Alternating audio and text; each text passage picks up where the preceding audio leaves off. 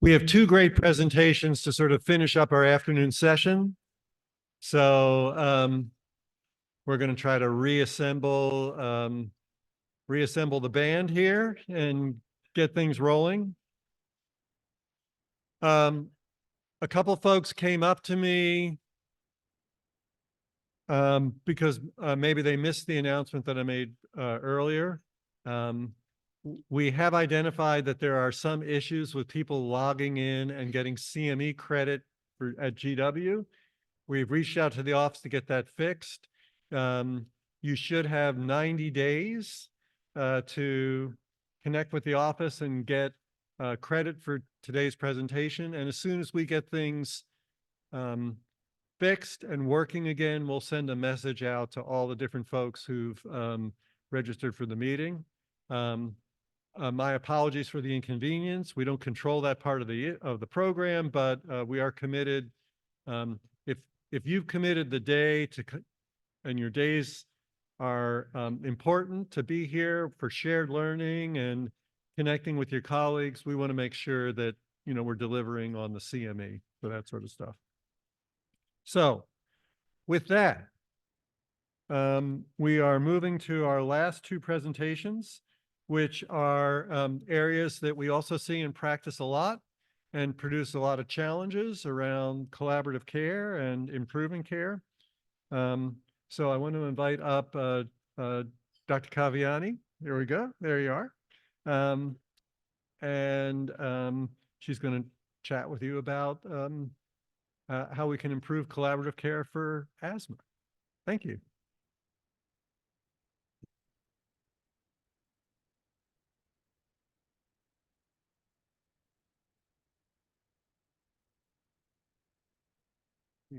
The green button is what advances the slides. Okay. Wonderful. Just make sure you're in the mic and folks can hear you, and it's a friendly crowd. We'll go from there. All right. Hi, everyone. It is wonderful to be here today. I'm Parisa Kaviany. I've seen a couple of familiar faces, which is fantastic. I did my residency at Children's National. I did pulmonary fellowship at Hopkins. I've been back at Children's for a couple of years now. I'm excited to be here and to find a bridge for all of our pulmonary team at Children's to be able to communicate more openly with all of you and hopefully be able to be a good resource. And we very much look forward to working with all of you. So for the talk today, I picked a couple of topics. The first one being smart therapy, the second one being life after Flovent, which we're all really sad about. And then lastly, hit a couple of common referrals that we see and things that might qualify as urgent referrals that we would love to see sooner, because we know sometimes the wait times can be long. So to start off, I wanted to talk about smart therapy, and I want to put a little caveat here and say I'm now in my third year in practice coming out of fellowship, and just this year I started prescribing smart therapy. It's been really hard to get with insurance approval, and so at least myself and my colleagues don't feel like this is something that needs to be started outside of our pulmonary clinic, but just wanted to sort of talk about it so that in case anyone wants to prescribe it, they feel like they have the helpful tools, or if they want to refer for us to start it, at least we know sort of what ages we start thinking about this for. So according to the newest guidelines that came out for the US, the NHLBI, that was in 2020, we are suggesting smart therapy for patients that are 5 and older, so anyone older than 4. And it's anyone that's not well controlled on either a low dose ICS or a medium dose ICS, which is not high dose therapy. And anyone that you have that's uncontrolled on an ICS LABA could also be considered for smart therapy. And what is smart therapy? That is single maintenance and reliever therapy. So using that same inhaler morning and nighttime as maintenance, and also using it additionally as your reliever. All the studies that have been done have only been done with one single formulation, which is ICS formoterol, which we also know as Symbicort, and some of us have seen as Breyna. It's not to say that you cannot do it with another ICS formoterol, but this is the only agent that was studied. And so most of us feel most comfortable initiating it just with this formulation, which is limiting. We know, which I think is why there's so many patients that aren't on it. I put a little asterisk next to formoterol mometasone. That's Dulera. So that's the only other agent that could even be considered for being used for smart therapy. And what does this look like? So in a child that's 5 to 11 years of age, your step 1 is just using albuterol as needed. Your step 2 is using a low dose inhaled corticosteroid like your fluticasone 44. And then your step 3 is when you can start thinking about smart therapy. So you could either do fluticasone 110, or you could initiate smart therapy where you prescribe the patient a low dose ICS formoterol, which would be Symbicort 80. There's only 2 doses of Symbicort, and this is the lower one. And you're asking them to use just 1 puff a day and then additional puffs as needed. In a single day, they can only hit 8 puffs. There's a daily max with smart therapy. If they're not well controlled on that, then you can step them up to the medium dose, which is using the exact same Symbicort 80, but you're giving them 1 puff twice a day instead of just once a day, and then they can do additional puffs. But your daily max stays at just 8 puffs a day. And your daily max is dependent on your age. So this is the 5 to 11 age group, and you can't go past 8 puffs a day. Things change a little bit for your 12 and up in that you can use a higher dose of Symbicort. So this is when you would introduce Symbicort 160. And in your step 3 therapy, you can use 1 puff twice a day with additional puffs as needed for a daily max of 12 puffs. And then your step 4 therapy would be using that same Symbicort 160, but using 2 puffs twice a day with additional puffs as needed with a daily max of 12. I know I used a lot of puffs and as needed. So I just wanted to show you guys an asthma action plan of what something would look like if they were using smart therapy. And you might receive a patient in your clinic that was started on this therapy maybe upon hospital discharge, or maybe after they saw us in clinic, and you've got a 7-year-old who's been prescribed Symbicort 80 using 1 puff twice a day with a spacer. And then before exercise, they're allowed to use an extra puff. And then in their yellow zone, they can use an additional puff as needed, up to 8 puffs a day. And then you might see this in their red zone, that they can get 1 puff repeated every 1 to 3 minutes for a max of 6 puffs. Or you might see an alternative in their red zone, which is using albuterol 6 puffs every 15 minutes, repeated up to 3 times while seeking emergency medical care, which is more what we're used to seeing. The convention has been not to remove albuterol from the red zone, because if that is what patients are generally reaching for in state of an emergency, we don't necessarily want them to panic and feel like they can't do that. They absolutely can do that. You might also see your patient in their yellow zone, and they might say, I've been doing the 1 puff as needed, and I've gotten up to 8 puffs a day, and I don't feel like I'm getting any better. I've seen that before, and I just flip back to the conventional way of doing things and say, okay, why don't you do your 4 puffs of albuterol every 4 hours in your yellow zone rather than doing this because it's not working for you. So if you see a patient that's on smart therapy and it's not working, I think you should feel empowered to go back to your original toolbox, which is using the albuterol every 4 hours, and refer them back to whomever started this and say, okay, this wasn't working for them. Let's look for an alternative. Because I think I'm here to say it doesn't work for everybody, and you don't have to feel like you have to do this just because it was something new that came out in the guidelines. Same thing for your 12 and older kids. The asthma action plan looks quite similar, but your yellow zone, you can go up to 12 puffs a day. And same thing, with the red zone. So before we sort of shift off from smart therapy, I hope that, you walk away from this knowing some patients have one inhaler that they're using for their maintenance and their rescue. Based on their age, they have a limit in terms of the number of puffs they can get per day. And if that's not working for them, then feel free to switch back to your conventional way of treating asthma, and refer back to whomever had started this. Another thing that came out in the 2020 focused updates was the use of intermittent ICS. And I just wanted to take a moment to talk briefly about that. So this is for our patients who are 12 years and older, and this is for their step 2 therapy. And this is saying that instead of having them use a daily inhaled corticosteroid with albuterol as needed, you can have them use the inhaled corticosteroid with albuterol just when they're sick. I think this works really well for adolescents who have poor adherence to therapy and aren't sick from their asthma all that often. Maybe once a year you see them and they end up getting a course of steroids. Maybe this approach could prevent them from getting that one course of steroids. And that would be using their inhaled corticosteroid with albuterol every 4 hours when they're sick. So it's not just using it twice a day, but the concomitant ICS plus SABA means every 4 to 6 hours. As often as they're using their albuterol, they use their inhaled steroid. The studies that were done were using QVAR, beclomethasone, but this could be translated to whatever ICS they're using, whether that is fluticasone or arnuity-ellipta. Any of the ones that they're on would work.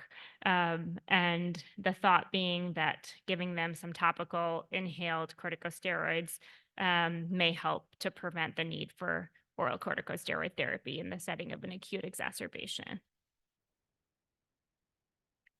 And then the other sort of big change that came was in the 0 to 4 year age group. And the intermittent ICS dosing here is having children use their inhaled corticosteroid twice a day just for the 7 to 10 days that they're sick. So different from the older kids. Older kids can get it every 4 hours. These little kids are just getting it twice a day. But again, the thought being that using inhaled corticosteroids with illness could prevent their need for oral corticosteroids. And then one thing I just like to point out in this age group is that the new guidelines say that step 3 can be a low dose ICS LABA. Even I think twice, 3 times, 4 times before starting an ICS LABA on a 4-year-old. So it's not an easy decision to make. And if it's something that you're thinking about or struggling with, I think it's very reasonable. We all think it's very reasonable to reach out and talk about it, because we don't have too many kids who are requiring this. And again, I pause too when we're making this decision. All right, shifting gears to life after Flovent. This was, I think we all need to mourn the loss of Flovent. Take a minute. It was very sad for all of us. January hit us hard, and we really didn't have that much time to recover, because then it was human metapneumovirus and RSV came back and lots of influenza. So basically, we don't have that many options.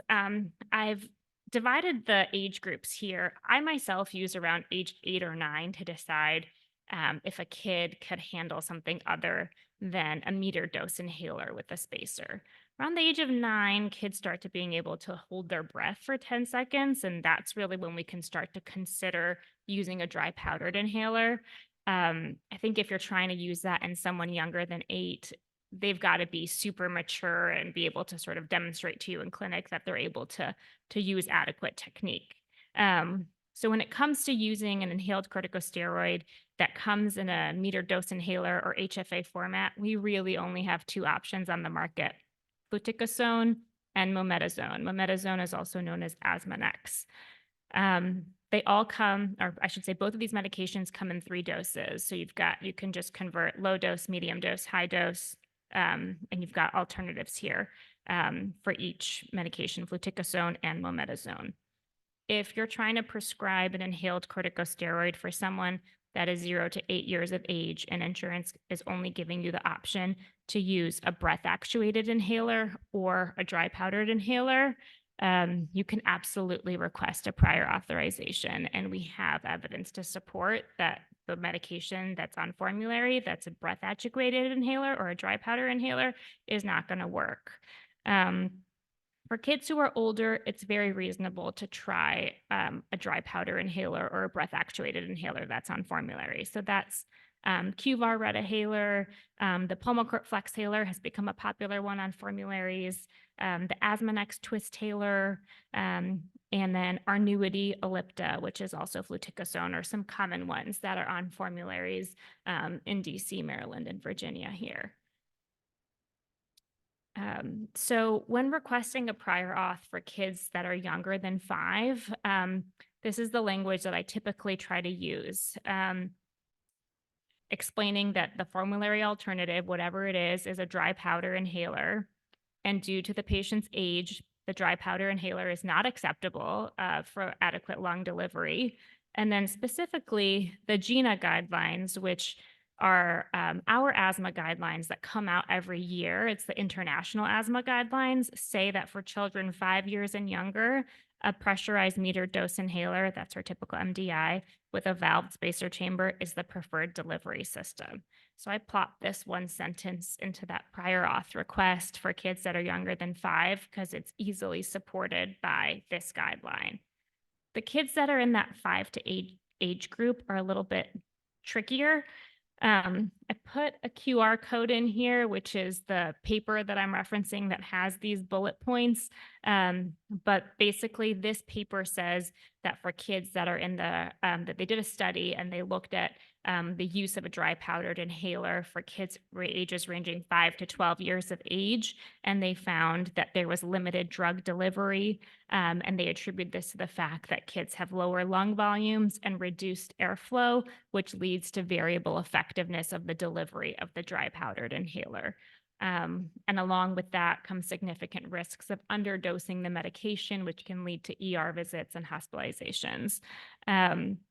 What I'm hoping is that from here, we can spring into having a toolkit that's available through PHN, where you can reference this paper and reference some of this language that's been put into sentences that I tend to copy and paste into my prior authorizations. But in summary, I want you guys to know that there's literature to support asking for a metered dose inhaler for younger kids. And with using this language, I've had good success in getting the metered dose inhalers approved. It often helps to say in the last 12 months, maybe how many times you've had to use oral corticosteroids, or if the child's had emergency room visits or hospitalizations, that also helps to support the case. Okay, shifting gears again, I want to spend the last 10 minutes or so talking about referrals to our pulmonary clinic and how we can be more accessible to you. So these are all of our clinics that are available throughout the area. We've got the main campus in Washington, D.C., where we see patients in all different subspecialty clinics within pulmonary. And then our satellite clinics, we've got in Montgomery County, Friendship Heights, Prince George's County, and Lanham, and Annapolis. In Prince George's County, we've got general pulmonary, we've got severe asthma clinic, sickle cell clinic, and sleep medicine. In Annapolis, we have general pulmonary, but if your patient gets seen there, they can get channeled into any of the subspecialty clinics that they might need. In Friendship Heights, currently we only have aerodigestive, but looking to expand there. And then in Montgomery County, similar to Prince George's County, we see general pulmonary, severe asthma, sickle cell disease, and sleep disorders. And then Dr. Rosenberg was previously in private practice. I think he was the only private practice pulmonologist in the state of Maryland, but he has joined our group, and he sees all general pulmonary patients and also sees our apnea monitor babies that are discharged from the NICU, which we don't have too many of anymore. The one thing I wanted to mention is that the main campus is where we commonly see our cystic fibrosis patients. So if you have a patient with concern for cystic fibrosis, that's where we'd want them to be seen. And then we can always refer within pulmonary. So you get them to a general pulmonary clinic. We can make sure that they get routed to the right subspecialty clinic if they need to. Common referrals, and you guys know this better than we do, but things that we commonly see in our outpatient practice is uncontrolled asthma, chronic cough, recurrent wheezing, recurrent pneumonia, exercise-induced dyspnea, chest pain, recurrent croup, snoring, BPD, and then referrals for pulmonary function testing. And I do want to I'll go through this a little bit more detail and sort of what you might expect to see when your patients come back to you after a pulmonary visit. But I want to take a minute to talk about urgent referrals. We certainly want you guys to get in touch with us if you have any of these concerns. So if you've got an abnormal newborn screen with an elevated IRT, if you've taken the next step and ordered a sweat test, definitely reach out to us if that's abnormal. If you have an infant with tachypnea that's having a hard time gaining weight, we want to see them as early as we can. And if you've got a child with an abnormal chest X-ray that's concerning for a congenital pulmonary airway malformation, or it's a neonate with a lobe down, these are definitely things that are concerning, and we would like to see them sooner rather than later. And then, of course, uncontrolled asthma after starting medications warrants further workup. If you have any of these concerns, we want you to give our office a call, and this is our general appointment line, and simply ask for an urgent pulmonary visit and explain the reason for the urgency. Certainly any of these concerns we would like to address immediately. And you can anticipate that a provider will give you a call back within 72 hours. This is something new that we're trying to instate. So you may have run into barriers trying to do this in the past, but we've tried to restructure our format in order to have urgent appointments available on a weekly basis so that we can address these concerns specifically. And we certainly don't want you to feel like you have to manage an abnormal sweat test by yourself. Like, we are here for you, and that is a baby that we should see and get worked up for cystic fibrosis as soon as we possibly can. For the things that we sort of see more commonly and that you guys also see very commonly, we kind of put our uncontrolled asthma, chronic cough, and recurrent wheezing within the category of trying to treat with an inhaled corticosteroid. If you guys feel comfortable, we would love for you to try an inhaled corticosteroid prior to the evaluation. You're welcome to give us a call if you're, having a hard time choosing which inhaled corticosteroid you want to start, or medium dose or low dose. We're happy to have that conversation. If you know that it's asthma, there's a strong family history, the patient's got atopy, making a plug for Impact DC here. I also see patients in Impact DC, and our goal is to get patients seen within 2 weeks of the phone call. And it's usually a great way to get an initial evaluation. We offer in-person and telemedicine through Impact DC. So if you're pretty sure it's asthma, feel free to refer them to Impact DC. And again, yes, we're available by phone if you guys want to talk about medications prior to the visit. Recurrent pneumonia. I really struggled with this one because I had nothing on here before, and I was like, yeah, just refer. And then I just saw a patient with recurrent pneumonia who had this beautiful workup before they got to me. So then I thought maybe people want to know this information for practices that might have the resources to be able to do some additional testing. So usually we call recurrent pneumonia 2 bacterial pneumonias in 6 months or 3 in a lifetime. And for these patients, generally we will get blood work. So if you're thinking of getting something started before the appointment, a CBC can be helpful. One, to look for like lymphopenia. If there is like some sort of an immunodeficiency there, you'll see that. The other way it can be helpful is if you've got eosinophilia, maybe it is asthma and it's not so much the fact that their immune system's down, but they just have uncontrolled asthma. Strep pneumotiters, there's 14 and 23 valent. Either one is fine to get. And then immunoglobulins, IgG, IgA, and IgM are things that we generally check. And then you certainly can order a sweat test too. This kind of relates with the baby with the abnormal sweat test or abnormal newborn screen. Anyone can call to order a sweat test at Children's National. Those appointments can be made the same week. And I'll give you guys a phone number at the end on how to schedule that. but they don't have to wait to see pulmonary to get a sweat test. And you don't have to have a super high clinical index of suspicion to get one. It's a non-invasive test. They basically strap what looks like an Apple Watch with aluminum foil wrapped over it onto the baby's wrist, and they get some sweat. So it's not even a blood test. So generally, it's easy to convince parents to get that test done. Exercise-induced dyspnea. This is something that we often see patients for, and it's always really helpful if when you guys have prescribed albuterol and then they come to us and they're like, yeah, it worked. It's great. We're living happily now. And we'll get a pulmonary function test just to make sure that those are normal. And then happy to co-manage with you guys or just have them follow up as needed. The one thing I see teenagers do is drop the spacer. I'm sure you guys spend so much time in clinic telling them to use a spacer, and we spend so much time in clinic telling them to use a spacer, and then they decide it's a major inconvenience. We usually just reiterate, yes, the doctor that sent you here told you to use a spacer, and you should use a spacer. Otherwise, this is not going to work for you. Recurrent croup. And it's so funny. And within our own group, we had some mixed thoughts on this, but we certainly want to see patients with recurrent croup because oftentimes they do have asthma. And when they're seen in urgent care, they've got that barky cough and it sounds a lot like croup, and they end up responding to steroids.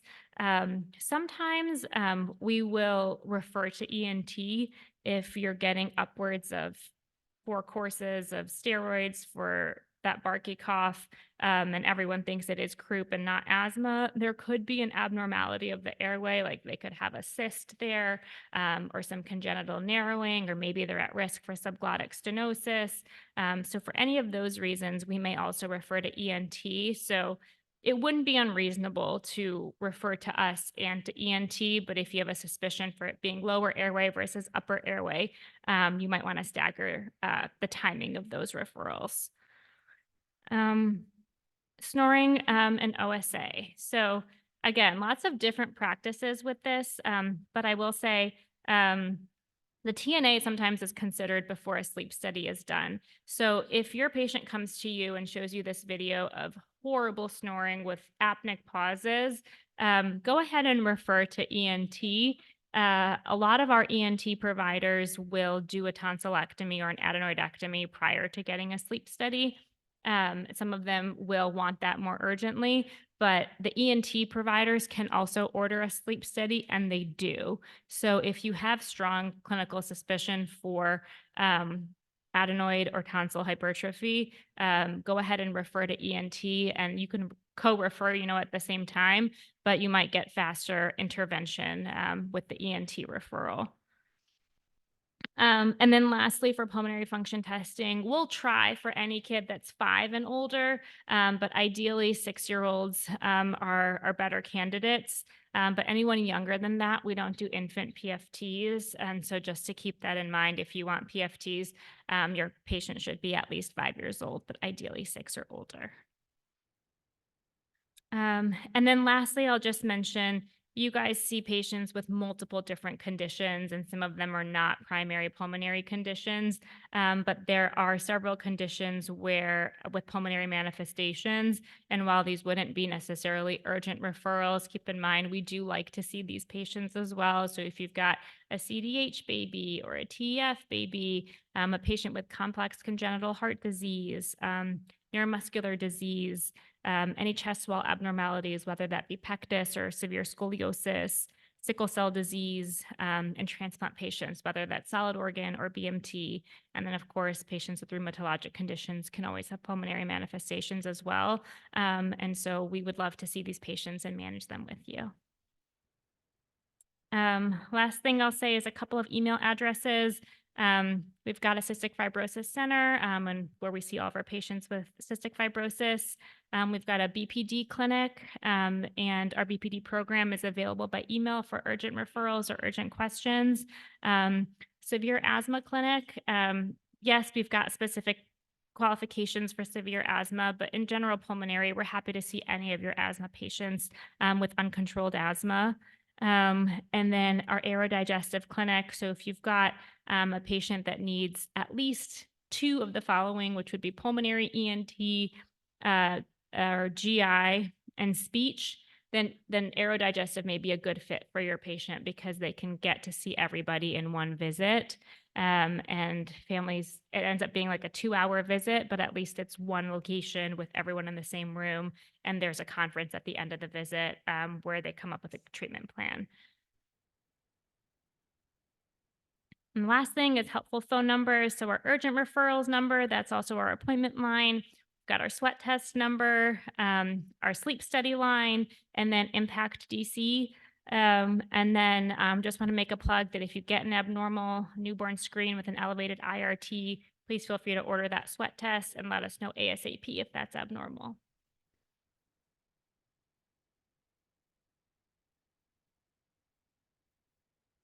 I see some cameras up, which is why I'm not moving the slide.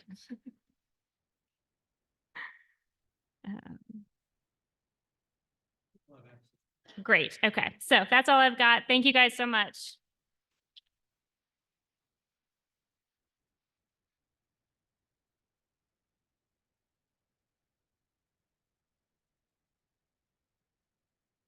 Thank you so much. We're in the home stretch here. We still don't have an update around CME, so we promise you that we will push something out and make sure that all clicks into place. And the other news flash is that I do have the names of the 2 raffle winners of our $100 Amazon gift cards. And the names are Kristen Richards and Colleen Cagle. So if you are a winner, congratulations.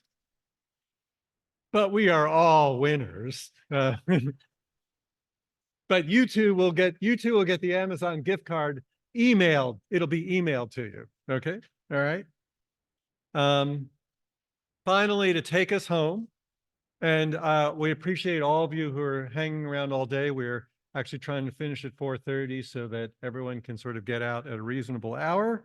We're going to be focusing on yet one of these other challenging areas that we have to manage with our kids and our families and our specialists. And this one is really focusing on boys and girls with autism and how we support not just the child, but those families.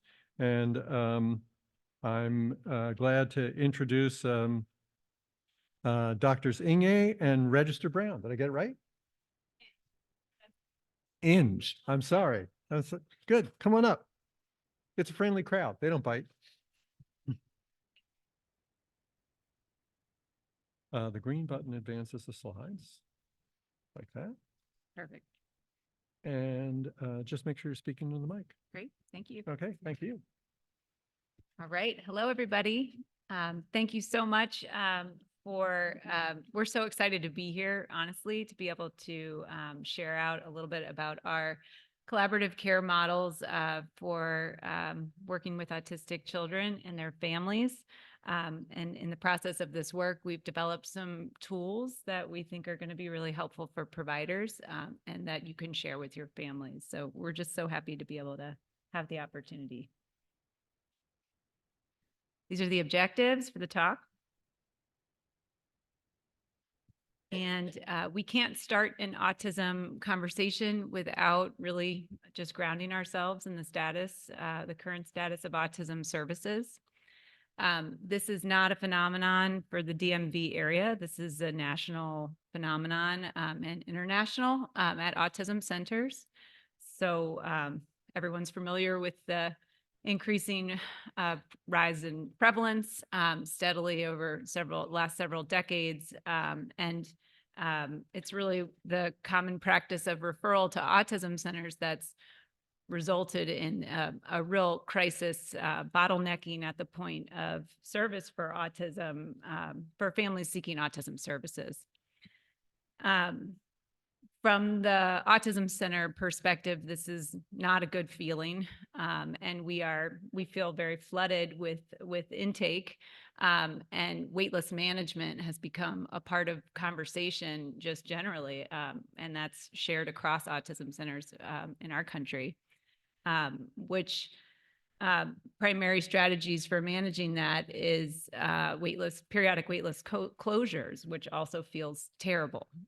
And this results in nothing short of an access crisis for families. And it doesn't feel good for the referring provider either, who's holding the family while they're waiting. So out of crisis breeds opportunity, right? And we have a lot of opportunity here to innovate. And that's what we've been doing at our center. And that's been something that's been very positive for us. We were lucky enough through philanthropic funding from the James and Alice Clark Foundation to start an Echo Autism program in July 2020, which was a much needed time for telementoring support. Echo Autism is part of a larger program called Project Echo out of the University of New Mexico. And the aim of ECHOs is to increase access by moving knowledge and not patients. So ECHOs, we are a continuing education credit. We are a shared learning forum. We operate in a hub and spoke model. The hub is a team of multidisciplinary autism specialists. The spokes are the community providers. And we are offering free continuing education credits to most disciplines, including CME. The format for learning is case-based discussion coming from the community. So we talk in depth about the cases in a de-identified way and provide direct feedback to the provider about how to help them move their case forward. Go to my next slide. This is our team, which I'm so privileged to be a part of. So we represent the disciplines of speech language pathology. My colleague, Dr. Register Brown, is psychiatry. I'm a psychologist. We also have a BCBA psychologist, social work. We have a family mentor who's a part of our team, developmental pediatrics. And then for our educator clinics, we worked with a special educator. The framework is very simple. When you have a very clear clinical impression of autism, that's often not enough to actually, and you make a medical diagnosis of autism, that's often not enough to actually be functional for the child and family in order for them to access the services they need, which is an insurance-based barrier. So the practice of referral developed often in that, for those very clear cases, developed from a rationale. But what we hope to do through ECHO is build a skill set that can actually move that very clearly a child with unambiguous autistic traits, move them into a diagnosis that's functional, which we call a quantification of autism traits that checks that meets the standards, and build a treatment plan for them in order to move them forward and into services faster. And we hypothesize that we're able to do that with ECHO, as opposed to knowing a child, having a very clear suspicion for autism or clear impression, and referring and having that child either sit on a wait list or not be able to even get on a wait list. This is gives you a sense for the scope of our program. So we're over 700 participants at this point, and we've been able to reach, we're pretty proud to say we've been able to reach most disciplines that routinely are interacting with autistic children and their families. We have done quality improvement research on our participants, and the subset that has participated in that has shown to us that, you know, this is an acceptable form of learning, that we're improving autism knowledge and self-reported competencies in autism care. And another key principle of ECHO is this idea of all teach, all learn. So as the hub team, we offer our knowledge around how to best support a child, a provider, or a family. But we've also learned a great deal from our community about what we actually need, what they're looking for in terms of support needs. So through that iterative process, we've, under the leadership of Dr. Kelly Register Brown,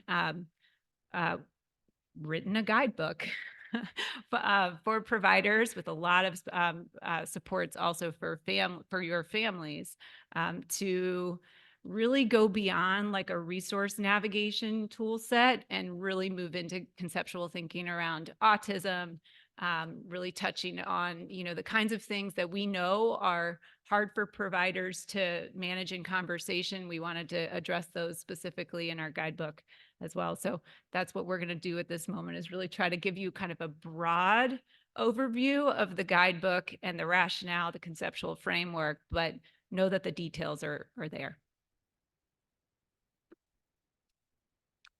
Thank you. So this PDF document is available along with the slides, so you should all have a copy of it. And what we wanted to do was just step through some highlights of what we've given you in that document. So we'll start, as the guidebook does, with a broad overview. This is a very busy slide, but this is the 30,000-foot view of the content that we've included. So basically we start with I have a positive screen. So I just did an MChat on a 24-month-old. What do I do next? And so we suggest starting by thinking about whether this is a child who potentially might be appropriately given an autism diagnosis in a primary care setting, or is this a very complicated case who needs to be referred out? If it's appropriate and if there's interest in diagnosing the child in the primary care setting, then we provide more guidance in step 2 on how to actually do that. How do you operationalize that? Which instrument do I use? What do I write in the report? And then what do I do after I give an autism diagnosis? So helping the child reach all of the different systems of care that provide services to families with autism, helping to meet challenges that come up along the way throughout development, and really building a support system that addresses comprehensively all of the child's needs. So we start the guidebook with a lot of scripts for sample language for talking about autism. So frequently asked questions that we get at CASD from families, and we expect you to as well. So what is autism? Why is the incidence of autism increasing, et cetera? We are providing scripts partly because what we've learned from our work with autism self-advocates and from our families and patients is that the language that we use to describe autism matters profoundly to parents and individuals with autism. So for example, on the left, we have the DSM-5 description of the restricted and repetitive behaviors and interests of autism. And as clinicians, we're taught to use words like abnormal and unusual and excessive, and those are not necessarily vocabulary that will be affirming and building a child's self-esteem over the long term and helping them thrive with this new identity. On the right is a quote from an autistic self-advocate from one of my favorite resources, the Autistic Women and Non-Binary Network. Has some wonderful welcome to autism free PDFs that I've linked there, but she says, autism is being able to be consumed by love and interest, giving 100% because it's an insult to the thing one loves to give anything less. Autism is going big or going home. So the point is to really illustrate that the way we frame these things can set the tone of all of our subsequent conversations. This is a tool that's explained in more detail in the guidebook, but just sketching out that not every case certainly is going to be appropriate for potentially being diagnosed in a primary care setting. So there are plenty of kids who are very complicated. They may be older, they may have a series of other psychiatric diagnoses. We may be wondering about intellectual disability that might not have been diagnosed, or maybe it has been diagnosed already. Those kids really should be referred for a full multidisciplinary comprehensive autism evaluation. But there might be other children who have what we call a waiting room diagnosis. So these kids, we are very confident because of our clinical evaluation that the child has autism, and we really would love to get them through the front door of early intervention as quickly as we can. And so it doesn't feel good to refer them to a long wait list to have someone else confirm a diagnosis that we're already feeling very confident in ourselves, because we know we're losing that critical window for early intervention. And so for these kids, we wanted to provide additional framework and tools for how would you go about that. So a lot of our Project Echo sessions are talking about different tools that can be used by non-autism centers for diagnosing kids with autism. So for younger kids, we have tools like the STAT and the ASD-PEDS. For older kids, we talk about the CARS ST and HF. And of course, this depends, the particular instrument to choose depends on language level and age and cognitive functioning. We also talk about adaptive, some feasible, brief adaptive functioning measures, because we're finding more and more that insurance is requiring those as well in order to accept a diagnosis of autism and move forward with funding interventions. So this is a screenshot of some more detail about the sort of materials we go over in ECHO. If anyone's ever used a CARS to diagnose autism before, it does not tell you what to say or what to do with the child. It's a pretty flexible instrument, which makes it feasible, but also arguably more difficult to use. And so we've operationalized what questions should we be asking in a developmental history to really elicit early autism developmental history, and how should we be playing with the kid in the room in order to really get some good behavioral data to make a confident diagnosis of autism or not. And then once we do diagnose autism, that's only the beginning of the story, of course. And so we have laid out what other referrals are indicated for all kiddos who are diagnosed with autism. So every child should have IQ testing and speech and language testing and hearing testing, be referred to genetics, et cetera. And not all of that has to happen all at once, but we do spell out kind of when and how that should happen.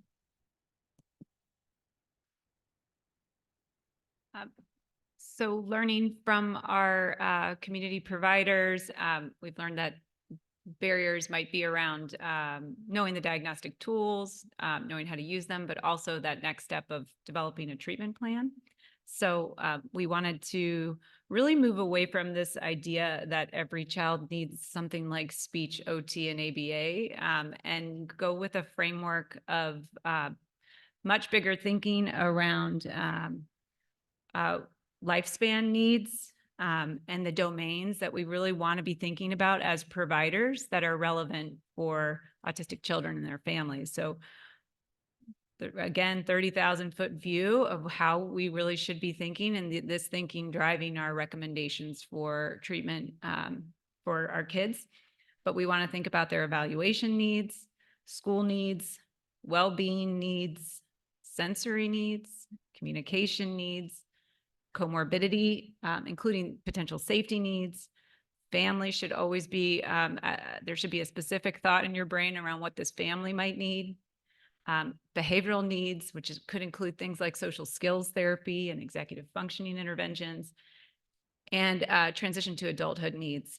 And so we think these broad categories are relevant across the lifespan and should be sort of the boxes that we're thinking through, or the buckets. Oops. And then the next layer of intervention is thinking about the continuum, or the intensity of the need. We think there are universal levels of need in those big buckets of functioning that we should be hitting at a baseline. And then when we need skill development, we should be thinking about a targeted support need, and that could be like a weekly type intervention, like a speech or an OT or a social skills group or an executive functioning group.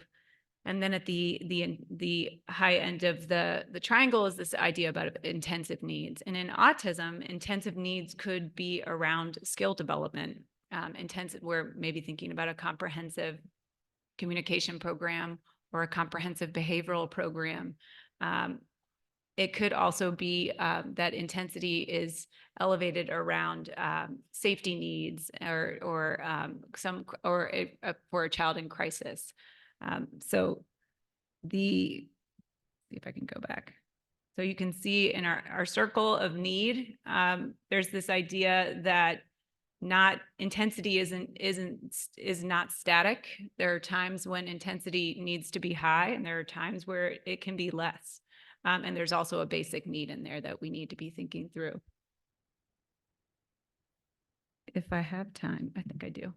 I'll spend just a little time. But in the guidebook, we break this down by each of the domains. But just if we were going to, for example, think about evaluation needs, we think it's a basic universal need that if we have an autistic child, that child needs a medical diagnosis of autism.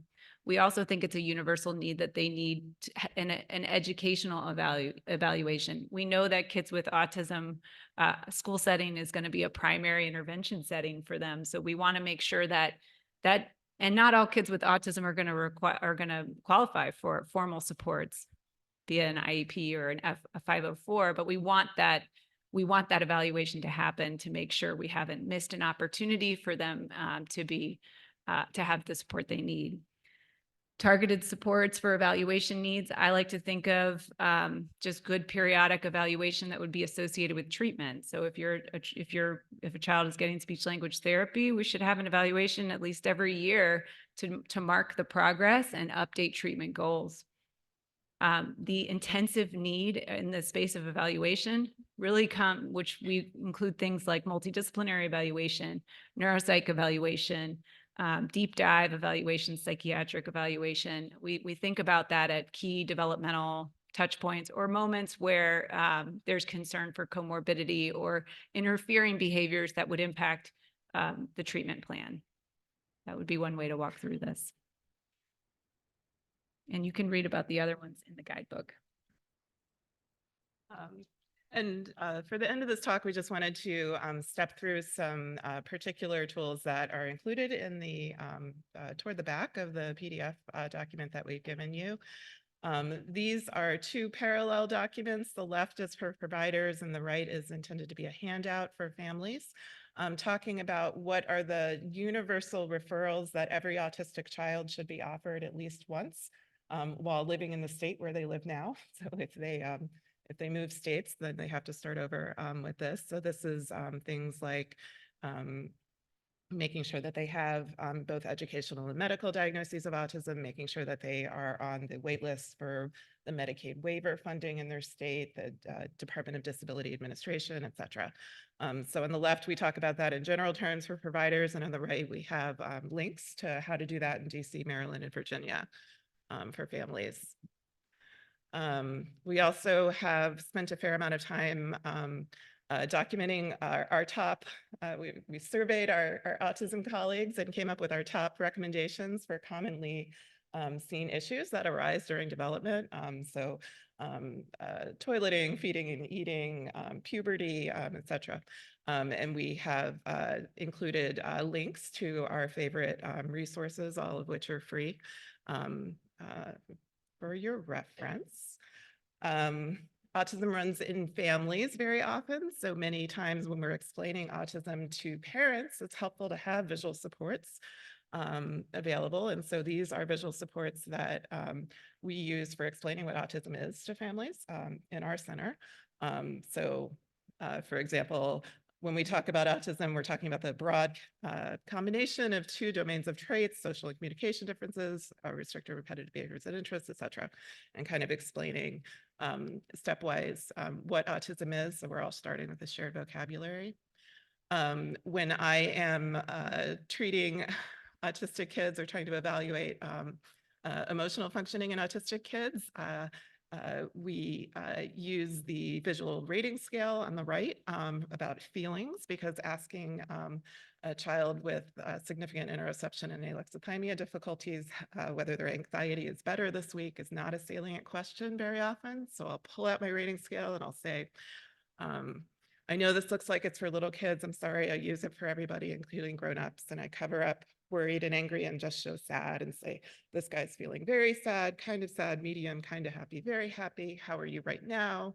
How are you usually at home? Or sometimes they want to know a time frame, like in the last week at home, at school. Is there anything that's making you feel very sad? Kind of stepping through that way. And then lastly, we have a series of 7 or 8 other handouts in the back of the PDF. On the left is a one-pager for parents on what is autism, using neurodiversity framework, strength-based language. The one on the right is a question and answer handout for families about the ABA controversy. So we very frequently get the question, I Googled ABA, I read these horrible things, why are you recommending this for my child, or what should I be thinking about? And so this walks through the evidence and pros and cons. That's all. Yeah, and come to Echo. Please come to Echo. We have a Echo session tomorrow even, so we'd love to see you there. You can register for Echo at our website. There's a QR code there that would link you there, but also it's on the Center for Autism's website. And though Echo will, this session will end in June, we'll start another one in July. So we hope to see you there. Thank you.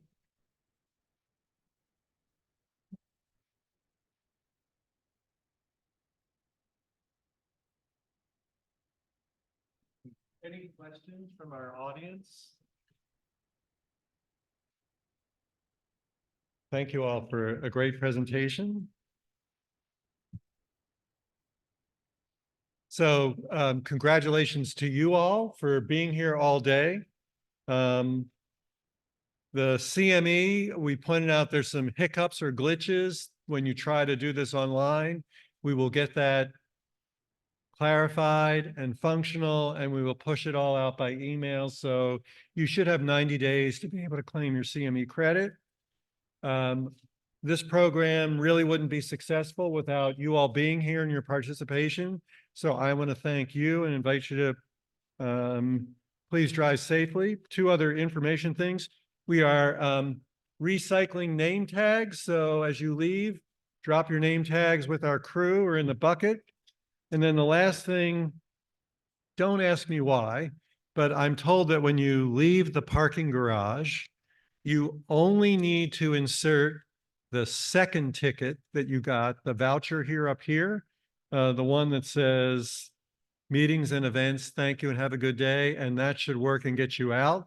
Apparently putting both tickets in confuses the machine, or maybe I'm just confused, but that's what I've been told. Thank you for making today such a success.